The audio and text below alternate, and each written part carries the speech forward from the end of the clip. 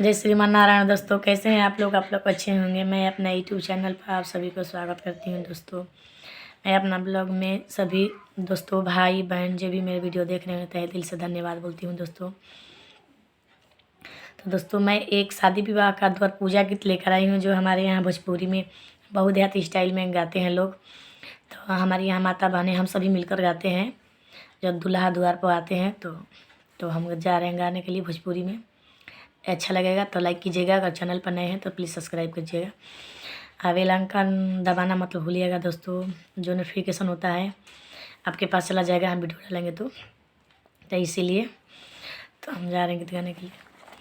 शंकर गलिया के शंकर दुआरिया हो, लागल बा झंझरी के वाड़ ए लाला, लागल बा झंझरी के वाड़ ए ला, ताही तरे आवेलन दूल्हा कवन दूल्हा, अटकल मौरिया के झो जाए लाला, अटकल मौरिया के झो जाए लाला, तनिया सा दिया देखावा कवन सुहावा, अटकल मौरिया के झो जाए लाला,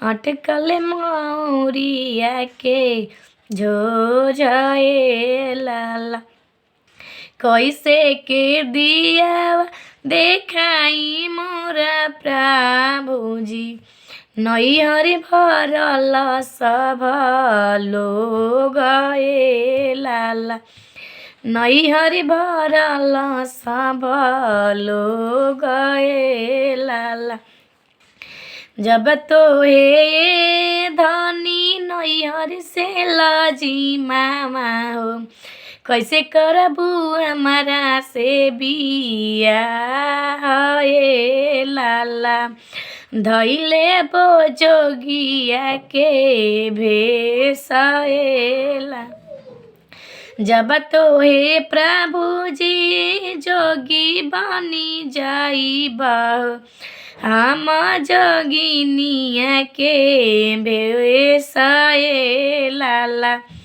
हम जोगिनिया के भेष ए। तो दोस्तों एक और छोटा सा गीत है, ये वाला इतना ही था, दूसरा गा रहे हैं। घर जत तड़पत अइले बरियतिया हो, लगले कवन पापा दुआर ए लाला, लगले कवन चाचा दुआर ए लाला, घर जत तड़पत अइले बरियतिया हो, लगले कवन भैया दुआर ए लाला, लगले कवन भैया दुआर ए लाला, घर में से राइफल निकाल कवन भैया, बरियतिया साला कइले बाय बेर ए लाला, बरियतिया साला कइले बाय बेर ए, खाए के मांगेल पूरी कचौड़ी हो, लड़ने के मांग से मोए धान ए लाला, लड़ने के मांग से मोए दान ए लाला।